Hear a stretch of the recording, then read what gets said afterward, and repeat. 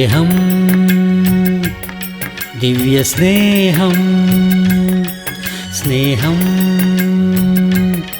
ദിവ്യസ്നേഹം. Hallelujah! നമ്മുടെ കർത്താവായ യേശുക്രിസ്തുവിന്റെ നാമത്തിൽ നിങ്ങൾക്ക് വന്ദനം. സുഖമായിരിക്കുന്നോ? ദൈവത്തിന്റെ ദയയിലും അവന്റെ കൃപയിലും വർദ്ധിച്ചു വരുന്നുണ്ടോ? ആത്മീയമായി നിങ്ങൾ ബലപ്പെടേണ്ടതിനു വേണ്ടി, എല്ലാ വിഷയങ്ങളിലും അനുഗ്രഹിക്കപ്പെടേണ്ടതിനു വേണ്ടി നമ്മുടെ പരമപിതാവായ കർത്താവ് നമ്മുടെ സകല ആവശ്യങ്ങളും നിറവേറ്റുന്ന ദൈവമാണെന്നും അവനിൽ വിശ്വസിക്കുന്നതായ ആളുകളെ അവൻ അനുഗ്രഹിക്കും എന്നുള്ള വിഷയങ്ങൾ നിങ്ങൾക്ക് അറിയിച്ചു തന്ന് നിങ്ങൾക്ക് വേണ്ടി പ്രാർത്ഥിച്ചുകൊണ്ട് കർത്താവ് നൽകുന്ന സന്ദേശങ്ങളെ ഈ രീതിയിൽ നിങ്ങളുടെ മുൻപിലേക്ക് കൊണ്ടുവരികയാണ്. അപ്പോൾ നിങ്ങൾ പതിവായിട്ട് തന്നെ ഈ കാര്യപരിപാടികൾ കാണുന്നുണ്ടോ? വചനത്തെ ഹൃദയത്തിൽ ഗ്രഹിച്ചുകൊണ്ട് വചനപ്രകാരം ജീവിക്കുന്നതിന് വേണ്ടി പരിശ്രമിക്കുന്നുണ്ടോ? നിങ്ങൾ കേട്ട വചനങ്ങൾ നിങ്ങളുടെ ഹൃദയത്തിൽ അത് ഫലം കായ്ക്കുവാൻ, നന്മയായി തീരുവാൻ വേണ്ടി പ്രാർത്ഥിക്കുന്നുണ്ടോ? നിങ്ങളും വ്യക്തിപരമായി കർത്താവിനോട് പ്രാർത്ഥിക്കുമ്പോൾ മാത്രമേ, വിശ്വാസത്തോടെ അവനെ പിന്തുടരുമ്പോൾ മാത്രമേ ആത്മീയമായ പൂർണ്ണതയെ പ്രാപിക്കാൻ കഴിയൂ. അതുകൊണ്ട് ഈ ദിവസം ഒരിക്കൽ കൂടി നാം ദൈവത്തിന്റെ വചനങ്ങൾ കേൾക്കാൻ പോകുന്നു. ഈ വിഷയങ്ങൾ ഗ്രഹിക്കാം, ഹൃദയത്തിൽ നമുക്കത് ധ്യാനിക്കാം, അത് അനുസരിച്ചുകൊണ്ട് ദൈവത്തിന് മഹത്വമായിട്ട് ജീവിക്കാം.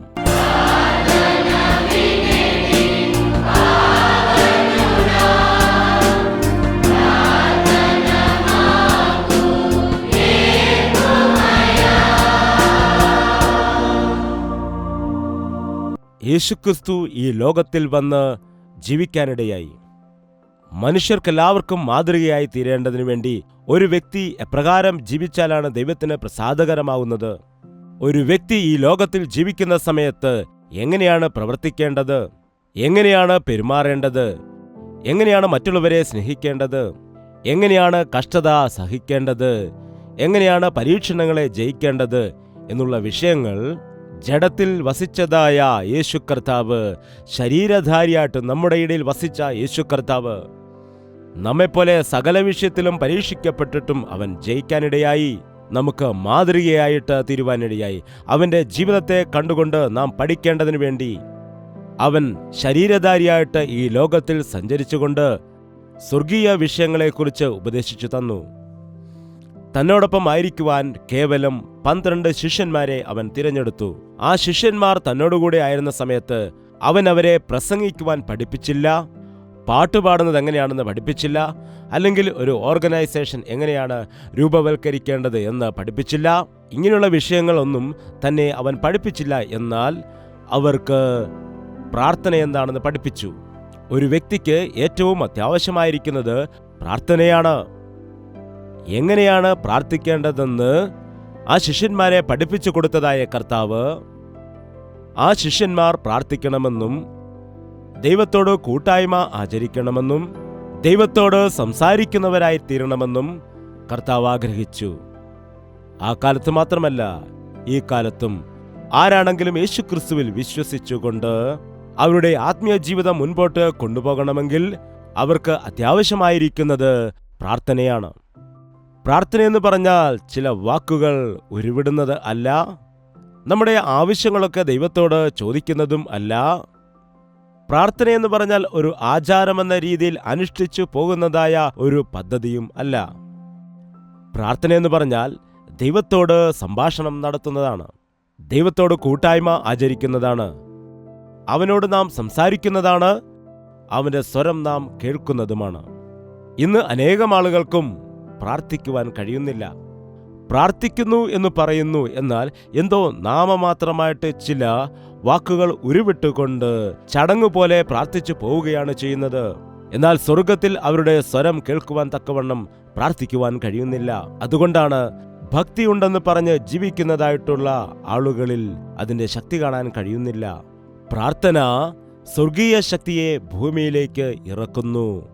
പ്രാർത്ഥിക്കുന്നവന് പിശാചിനെ ജയിക്കുവാൻ കഴിയും, പിശാചിന്റെ കോട്ടകളെ തകർക്കുവാൻ കഴിയും. പ്രാർത്ഥിക്കുന്ന വ്യക്തി തന്റെ ജീവിതത്തിൽ എല്ലാ വിഷയത്തിലും ജയം നേടാനിടയാകും. പ്രാർത്ഥന ഒരു വ്യക്തിക്ക് ശ്വാസം പോലെയാണ്.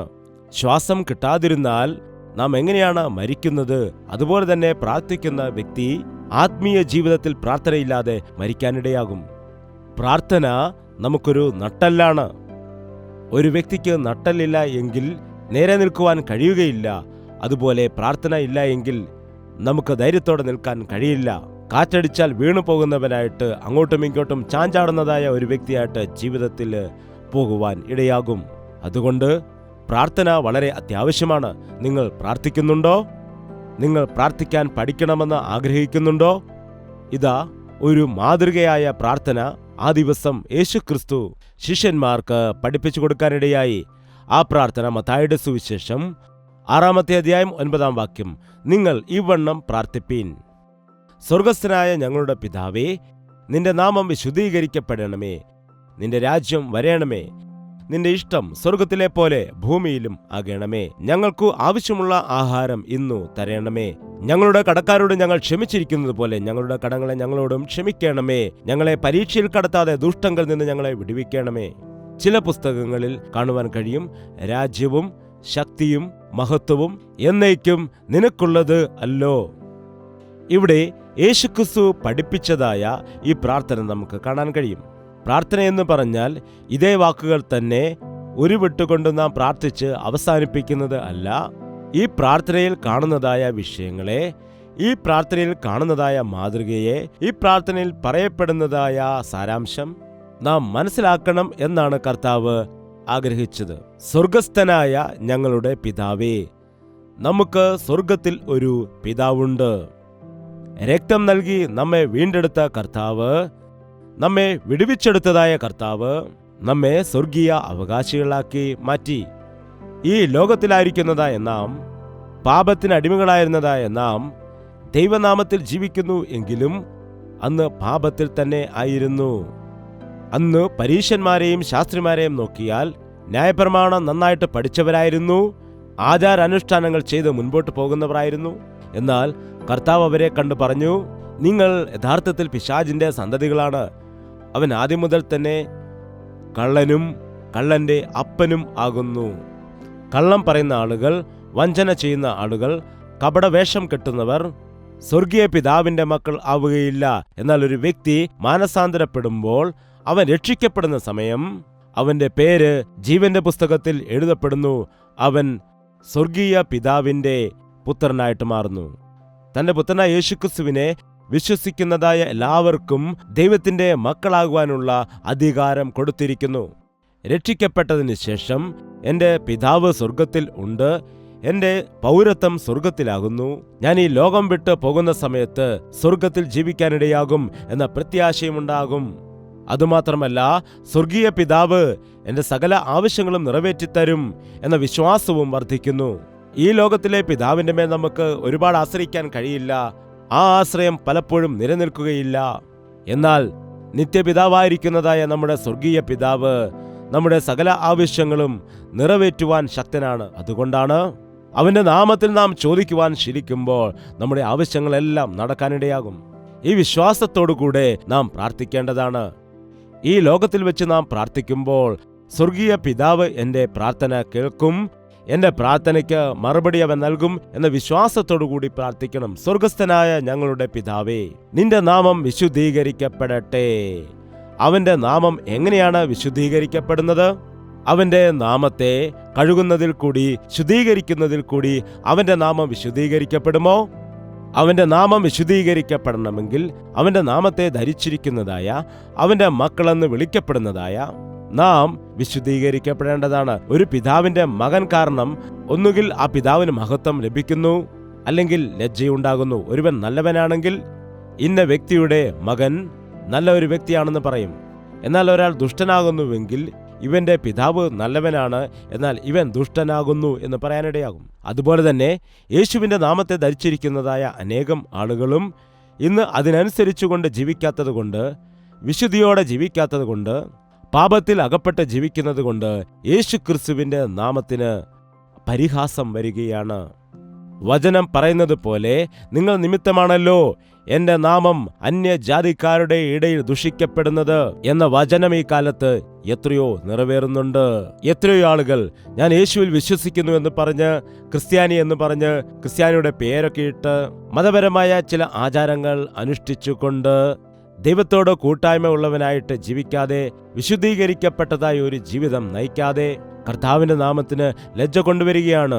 എല്ലാ പ്രാവശ്യവും നിന്റെ നാമം വിശുദ്ധീകരിക്കപ്പെടുമാറാകട്ടെ എന്ന് നാം പ്രാർത്ഥിക്കുന്ന സമയം, കർത്താവേ എന്നെ വിശുദ്ധീകരിക്കണമേ, നിന്റെ നാമം എന്നിൽ വിശുദ്ധീകരിക്കപ്പെടണമേ, നിന്റെ നാമം കാരണം എന്നെ വിശുദ്ധീകരിക്കപ്പെടണമേ എന്ന് നാം പ്രാർത്ഥിക്കുകയാണ് ചെയ്യേണ്ടത്. നിങ്ങളുടെ സ്വർഗീയ പിതാവ് വിശുദ്ധൻ ആയിരിക്കുന്നത് പോലെ തന്നെ നിങ്ങളും നിങ്ങളുടെ സകല പ്രവൃത്തികളിലും വിശുദ്ധരായി തന്നെ ജീവിക്കുക എന്ന് കർത്താവ് അരുളി ചെയ്യുന്നു. ഹൃദയശുദ്ധിയുള്ളവർ ഭാഗ്യവാന്മാർ, അവർ ദൈവത്തെ കാണും എന്ന വചനം നമുക്ക് അറിയാമല്ലോ. എത്ര ആളുകൾ തങ്ങളുടെ ഹൃദയശുദ്ധി കാത്തു സൂക്ഷിക്കുന്നുണ്ട്?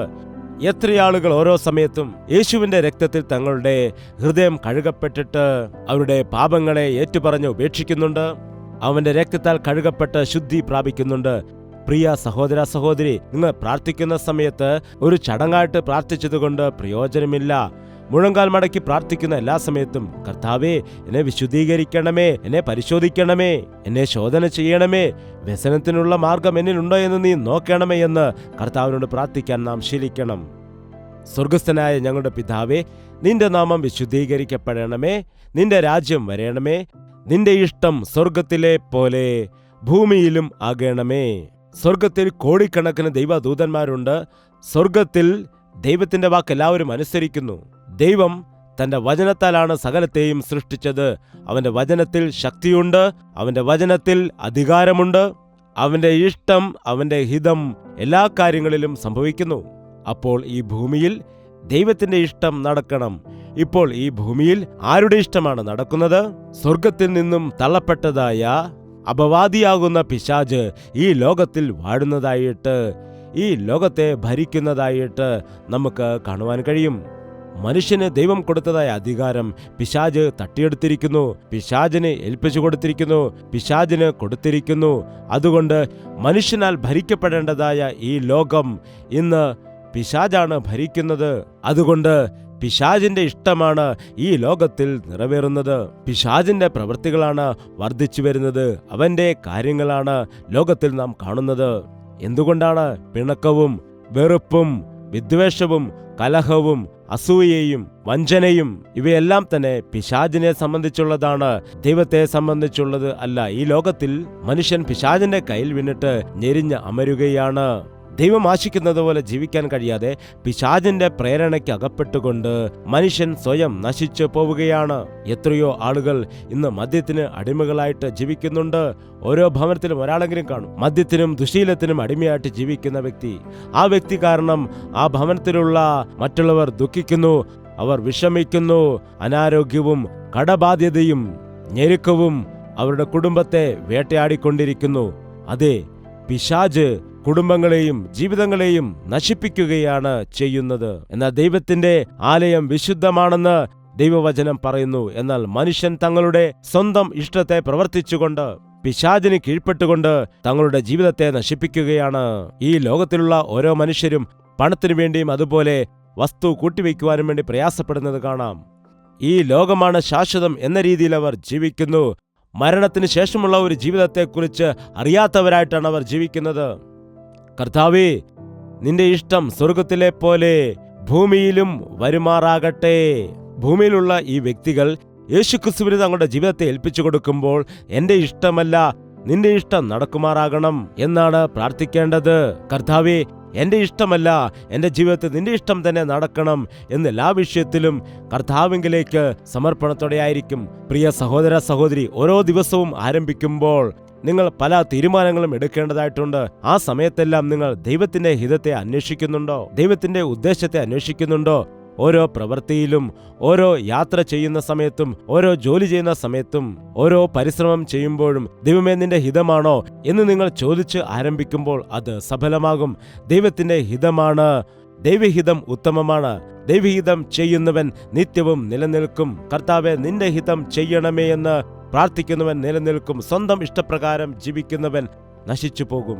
ചിലപ്പോൾ ഒരു വഴി മനുഷ്യന് ചൊവ്വായി തോന്നും, അതിന്റെ അവസാനമോ മരണവഴികൾ അത്രേ എന്ന് ദൈവത്തിന്റെ വചനം പറയുന്നു. കർത്താവേ, സ്വർഗത്തിൽ നിന്റെ ഇഷ്ടം നടക്കുന്നത് പോലെ ഭൂമിയിലും നടക്കണമേ, എന്റെ ജീവിതത്തിൽ നിന്റെ ഇഷ്ടം നടക്കുമാറാകണമേ എന്ന് പ്രാർത്ഥിക്കുവാൻ നാം പഠിക്കേണ്ടതാണ്. സ്വർഗസ്ഥനായ ഞങ്ങളുടെ പിതാവേ, നിന്റെ നാമം വിശുദ്ധീകരിക്കപ്പെടട്ടെ, നിന്റെ രാജ്യം വരേണമേ. ദൈവത്തിന്റെ രാജ്യം ഈ ലോകപ്രകാരമുള്ള രാജ്യം പോലെയല്ല. അവന്റെ രാജ്യം ശാന്തിയുടെ രാജ്യമാണ്, സമാധാനത്തിന്റെ രാജ്യമാണ്, നിർമ്മലമായതാണ്, സ്നേഹത്താൽ സമ്പന്നമായിരിക്കുന്ന രാജ്യമാണ്. ഈ ലോകരാജ്യങ്ങളെല്ലാം അധപ്പതിക്കുന്ന ഒരു ദിവസം വരാൻ പോകുന്നു.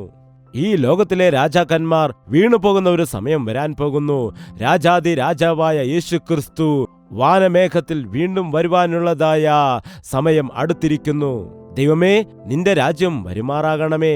നാം ആ സ്വർഗീയ രാജ്യത്തിനു വേണ്ടി കാത്തിരിക്കുന്നവരായി തീരണം. സ്വർഗീയ രാജ്യത്തിന്റെ അവകാശികളായിരിക്കണം. ഈ ലോകത്തിലെ രാജ്യങ്ങൾ അഴിമതിയാലും അക്രമത്താലും നിറഞ്ഞിരിക്കുന്ന രാജ്യങ്ങളാണ്. ജനങ്ങൾ പരസ്പരം കലഹിക്കുന്നതായിട്ട്, പരസ്പരം കൊല്ലുന്നതിനു വേണ്ടി പരസ്പരം വഞ്ചിക്കുകയും ചതിക്കുകയും ചെയ്യുന്നവരായിട്ട് പരിശ്രമിക്കുന്നത് നാം ദിനംതോറും കാണുന്നുണ്ടല്ലോ. ആ സ്വർഗീയ രാജാവ് വരാൻ പോവുകയാണ്. നമ്മയും അവന്റെ രാജ്യത്തിൽ അവനാക്കും. ആ രാജ്യത്തിൽ നീ ആയിരിക്കണമെങ്കിൽ നീ മാനസാന്തരപ്പെടേണ്ടതാണ് എന്ന് കർത്താവ് പറയുന്നു.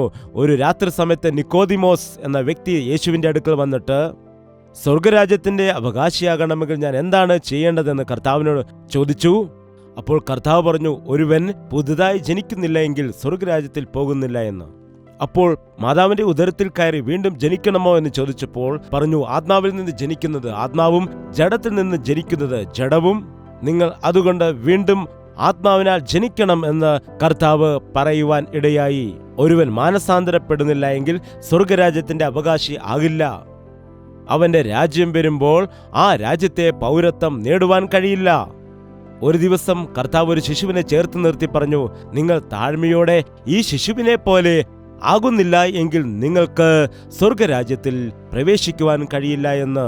കർത്താവേ, നിന്റെ രാജ്യം വരേണമേ എന്ന് നാം പ്രാർത്ഥിക്കുന്ന സമയം, കർത്താവേ, നിന്റെ രാജ്യത്തിന്റെ അവകാശിയായി എന്നെ മാറ്റണമേ, ജീവന്റെ പുസ്തകത്തിൽ എന്റെ പേര് എഴുതണമേ, ഞാൻ മാനസാന്തരപ്പെട്ട് വിശുദ്ധീകരിക്കപ്പെടേണ്ടതിനു വേണ്ടി നിന്റെ പരിശുദ്ധാത്മാവിനെ എന്നിൽ അയക്കണമേ എന്ന് പ്രാർത്ഥിക്കേണ്ടത് എത്രയോ അത്യാവശ്യമായിരിക്കുന്നു. ഇന്നത്തേക്കുള്ള ഞങ്ങളുടെ ആഹാരം നീ നൽകണമേ.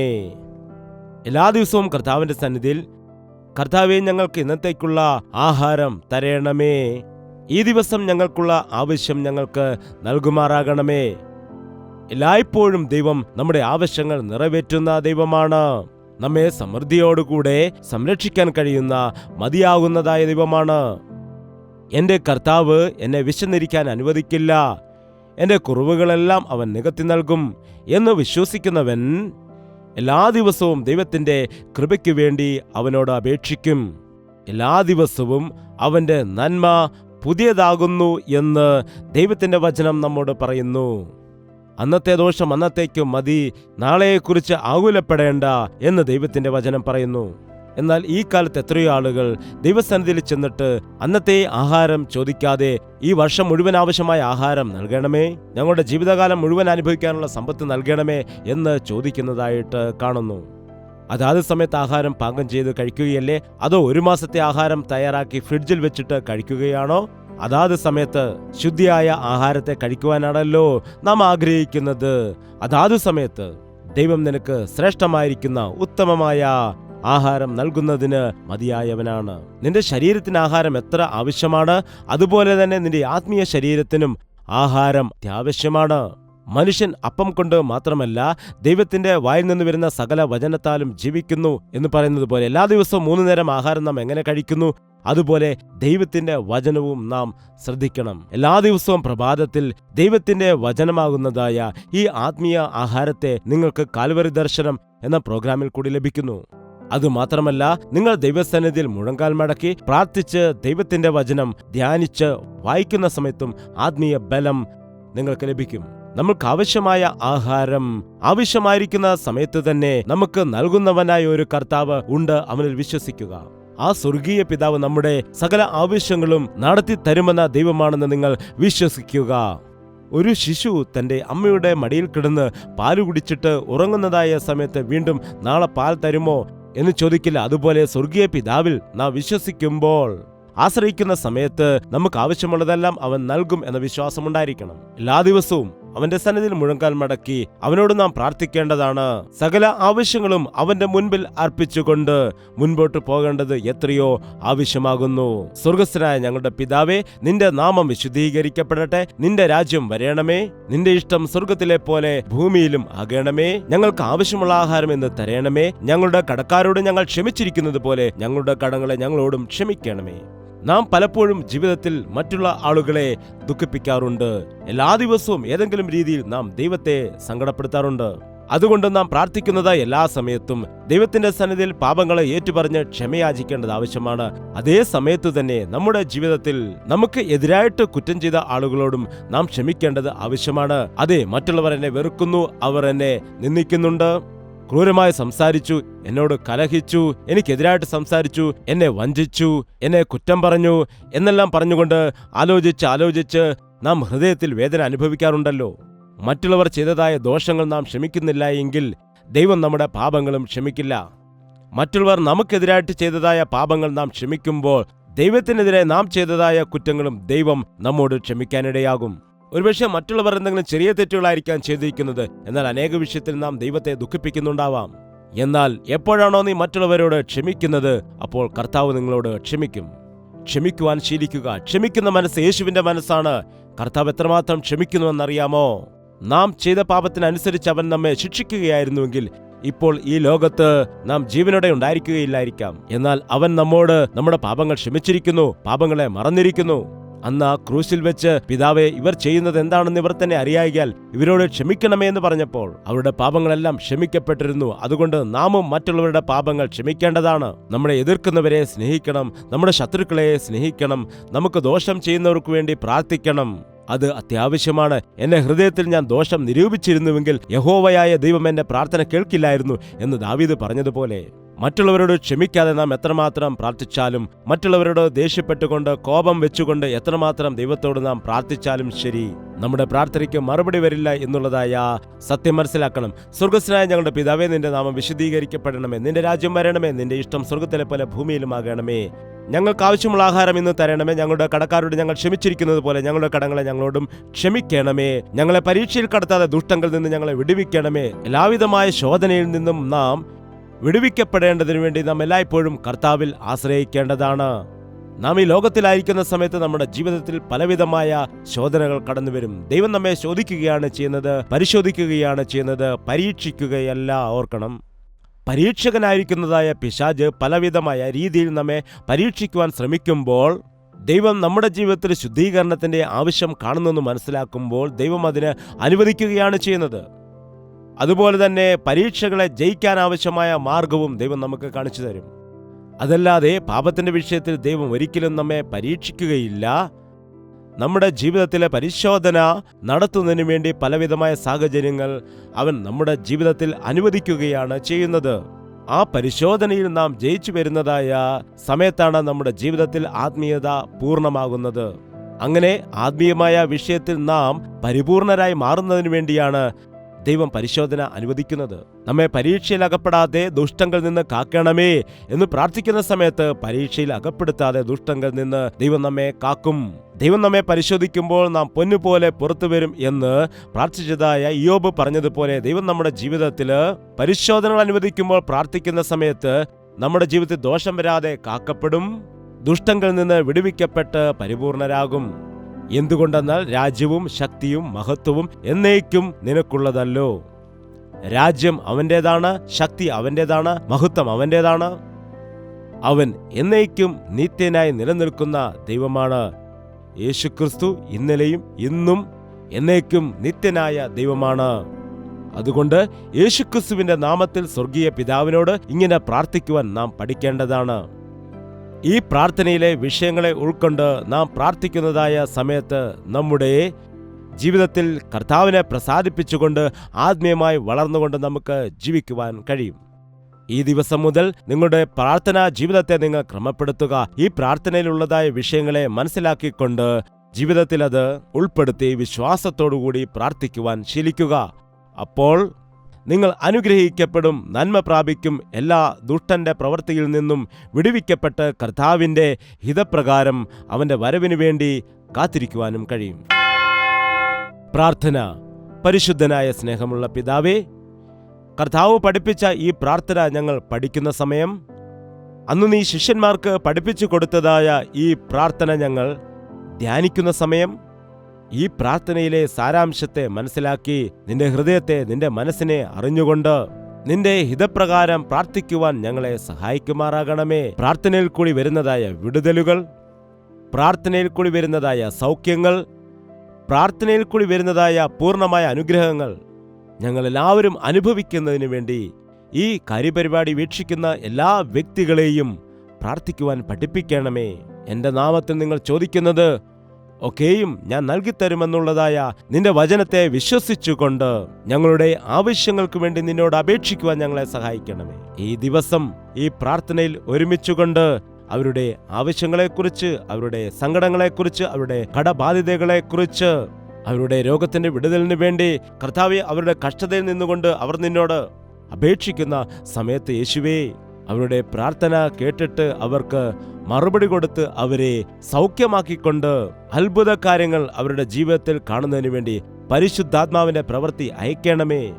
എങ്ങനെയാണ് നന്നായിട്ട് പ്രാർത്ഥിക്കണം എന്നുള്ള വിഷയം അറിയാത്തതുകൊണ്ട് പരിശുദ്ധാത്മാവിന്റെ നിയോഗത്തിൽ പ്രാർത്ഥിച്ച് ദൈവത്തിന്റെ ഹിതപ്രകാരം പ്രാർത്ഥിക്കുവാൻ നിന്റെ ആത്മാവിനെ ഞങ്ങളിലേക്ക് അയക്കണമെന്ന് ഈ കാര്യപരിപാടി വീക്ഷിച്ചുകൊണ്ട് പ്രാർത്ഥിച്ചുകൊണ്ടിരിക്കുന്നതായ എല്ലാ വ്യക്തികളെയും നീ അനുഗ്രഹിച്ച് പരിശുദ്ധാത്മാവിനാൽ നിറയ്ക്കണമെന്ന്, നിന്റെ രാജ്യത്തിന്റെ അവകാശികളാക്കി മാറ്റുവാൻ സഹായിക്കണമെന്ന് യേശുക്രിസ്തുവിന്റെ നാമത്തിൽ അപേക്ഷിക്കുന്നു പിതാവേ. ആമേൻ.